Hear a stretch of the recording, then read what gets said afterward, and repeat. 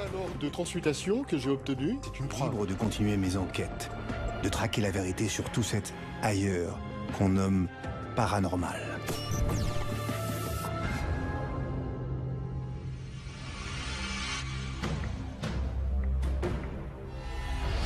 L'or, cette matière si rare, si précieuse, n'a jamais cessé de faire rêver l'homme. Depuis la nuit des temps, il est symbole de richesse et de pouvoir. On a voyagé, pillé, massacré pour lui.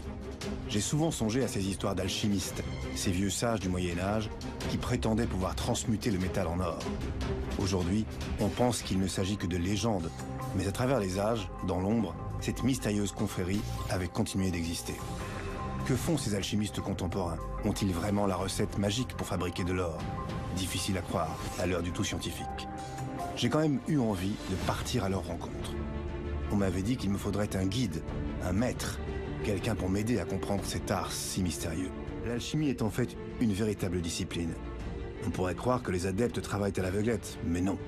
Ils perpétuent un savoir-faire, une tradition qui a ses règles, ses codes, en deux mots, un mode d'emploi. Mais si je suivais bien, le vrai but des alchimistes, leur quête d'absolu, leur graal profane, portait ce nom énigmatique, la pierre philosophale. Et l'endroit où il m'avait fait venir était déjà un indice. Nicolas Flamel, l'alchimiste. Son histoire, transmise depuis 700 ans, intrigue et fascine. Au XIVe siècle, cet écrivain public disposait d'une telle fortune, donnant sans limite aux églises et aux hôpitaux, qu'on le soupçonna d'avoir réussi à changer les métaux en or. Ce qui est très amusant, c'est que son nom n'est pas un pseudonyme et que son nom déjà amène à faire comprendre qu'il véhicule toute la tradition alchimique. Pourquoi ? Parce que Nicolas vient de Niké en grec qui veut dire la victoire, de Laas, la pierre, donc le vainqueur de la pierre, Flamel par le feu. Décidément, mystères et énigmes s'offraient à moi. Avant tout, je devais reprendre les bases, trouver ce fameux mode d'emploi des alchimistes. Patrick m'avait prévenu, tout était dissimulé. Mais il m'avait parlé d'ouvrages de référence, des indices clés y seraient cachés. Parmi eux, la table d'émeraude, un texte qui remonte au IVe siècle après Jésus-Christ. Cette table d'émeraude est un des premiers textes alchimiques dont nous pouvons disposer dans notre bassin méditerranéen. Ce texte, en réalité, est attribué à un personnage historico-légendaire qui n'est autre que Hermès Trismégiste, qui est le père de la philosophie hermétique, comme son nom indique. C'est donc de là que viendrait le mot hermétique, un terme qui, je le sentais, caractérisait parfaitement l'univers que j'étais en train de découvrir. Derrière les phrases énigmatiques de cette table d'émeraude, il y aurait des indices quant à la marche à suivre pour trouver le chemin vers la pierre philosophale, le fameux grand œuvre. La simple table d'émeraude, qui est en fait une page, en fait, résume déjà tout le grand œuvre.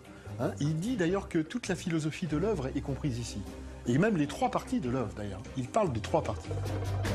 Bon, résumons. Pour atteindre la pierre philosophale, l'alchimiste doit passer par trois grandes étapes, trois œuvres. Chacune d'elles consiste en une série d'expériences plus complexes les unes que les autres.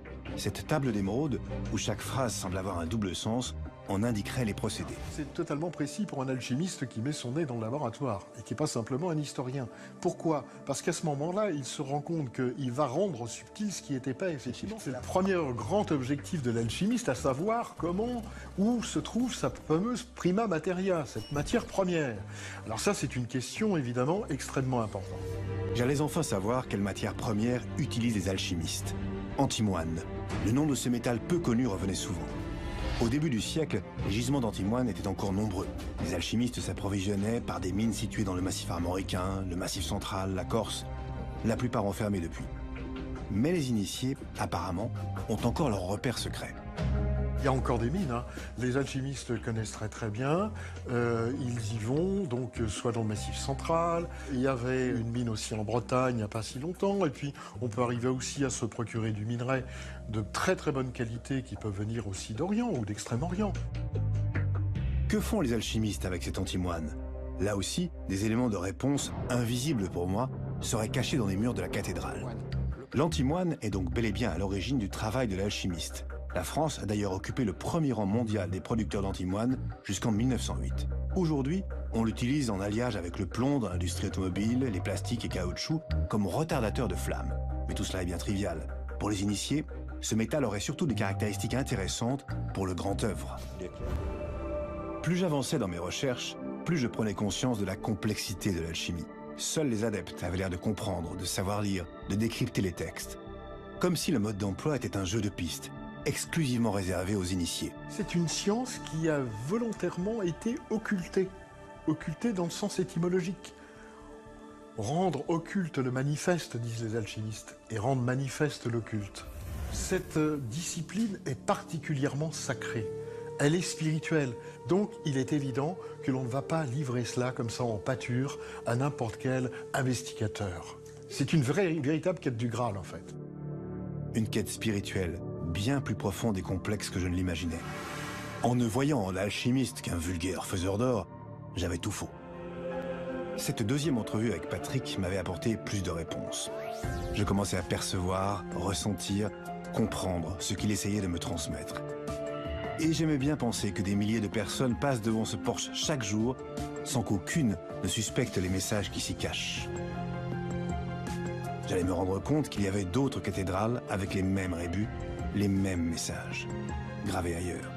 À Bourges, Chartres, Amiens, ces grandes cathédrales gothiques semblaient avoir servi de repère sacré pour les alchimistes. Le spiritus mundi, cette formule avait un côté surnaturel. Deux mots latins qui, je m'en rendais compte, étaient essentiels pour les alchimistes.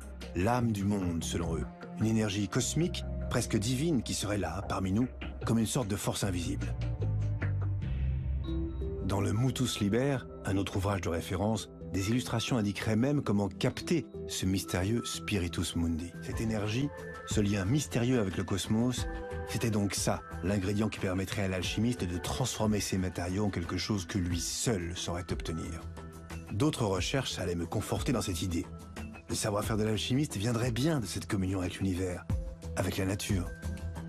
En fait, un alchimiste, déjà, il se sent irrésistiblement attiré par les mystères de la nature.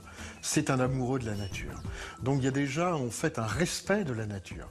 Des lois de la nature, donc on les observe, on les étudie, on essaie de les connaître. Dans les anciennes allégories, on voit que Dame Nature est représentée par une femme à la tenue vaporeuse, qui est là, donc un nimbé de rosée qui se promène. Et nous sommes un peu l'ermite. Nous sommes l'ermite qui essayons d'emboîter nos pas dans les siens, finalement. Cette dimension spirituelle, cette plongée en soi-même, était-elle commune à tous les alchimistes? Quelle part prenait-elle dans leur pratique? Alors la spiritualité en matière d'alchimie est totalement essentielle.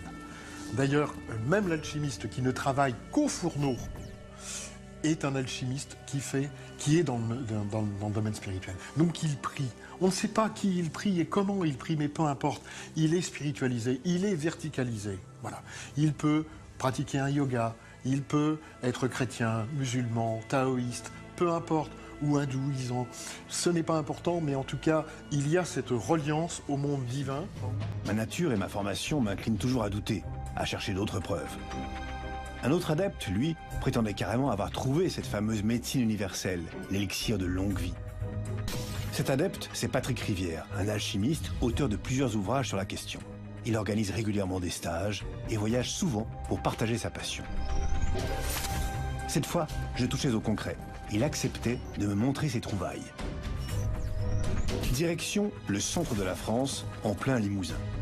Là, loin de tout, je découvris un décor de circonstance. C'est ici que Patrick aurait réussi à terminer sa quête, réaliser le grand œuvre. Je l'avoue maintenant, je souriais sous cape. Ça m'a pris plus de 20 ans, pas loin de 25 ans, pour arriver au terme. C'est un souvenir qu'on ne peut pas chasser de son esprit, en tout cas qui ne se diluera jamais, qui ne disparaîtra jamais. Bien sûr, ça a été une nuit emplie de choses quasi miraculeuses, enfin, des choses tout à fait étonnantes. Il y a eu cette nuit-là, d'ailleurs, un orage qui a éclaté. Et puis, à un moment donné, on sent très bien qu'on accède à une autre réalité. Il se passe autre chose. Et alors après, enfin, c'est une autre histoire. Une histoire que Patrick avait du mal à me raconter. Ce qu'il avait vécu semblait hors des mots, n'appartenant qu'à lui. Mais l'essentiel était ailleurs.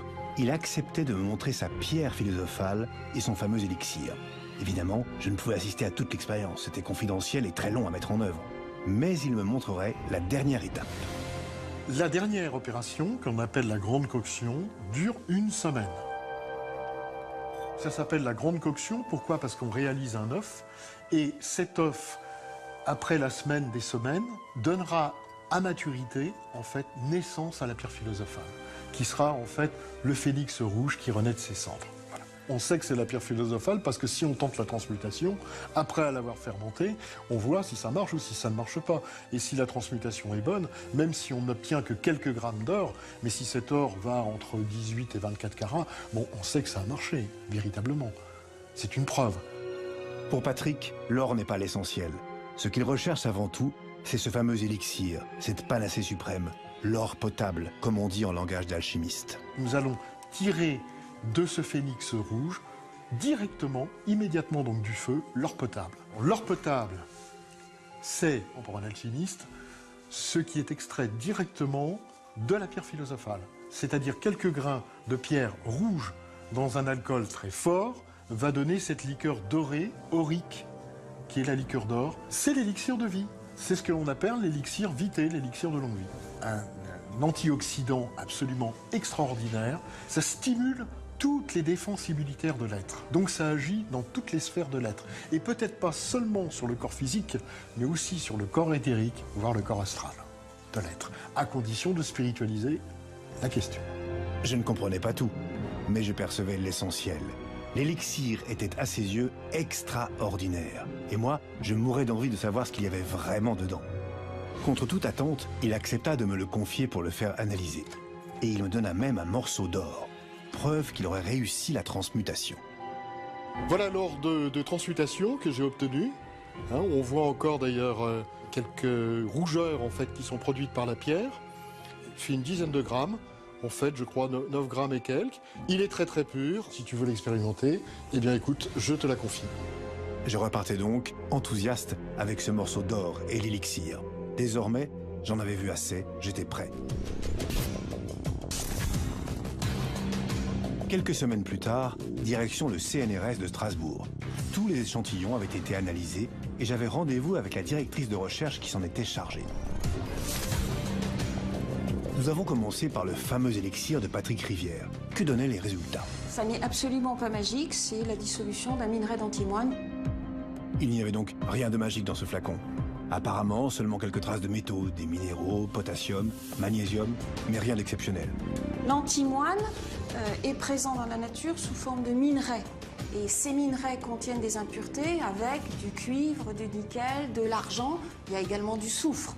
Donc si on utilise un minerai, on va se retrouver forcément avec des impuretés. Et la liste des métaux que j'ai trouvé là-dedans pourrait correspondre à différents minerais, dont un minerai d'antimoine. C'est pas du tout impossible. Elle était ferme, certes, mais employait le conditionnel. Et le morceau doré, alors? On a donc prélevé une partie de l'échantillon pour l'analyser. L'échantillon contient donc de l'or. C'est relativement proche de 24 carats. Cette fois, c'était bien de l'or, mais je n'avais pas assisté à l'expérience. Rien ne me prouvait que Patrick Rivière l'ait obtenu par transmutation. Obtenir ce genre d'échantillon contenant de l'or est totalement impossible si on ne met pas d'or au départ. Pour obtenir ce genre d'échantillon sans or, ça s'appelle de la transmutation, c'est un terme scientifique, et la transmutation ne peut se faire que dans des accélérateurs de particules ou dans des cœurs de centrales nucléaires. À distance, sans objet, sans pipette, sans four, sans appareil de mesure, on ne transmute pas la matière. L'échantillon qui m'a été fourni pèse environ 18 grammes. Là, il y a un principe de physique et de chimie qui est extrêmement simple. Rien ne se perd, rien ne se crée. On ne peut pas créer d'or comme ça. Donc, si on a 18 grammes d'or, c'est qu'on est parti de 18 grammes d'or. Et désormais, je comprenais, enfin. J'avais l'impression d'avoir changé. Certaines phrases me revenaient à l'esprit. On sent très bien qu'on accède à une autre réalité.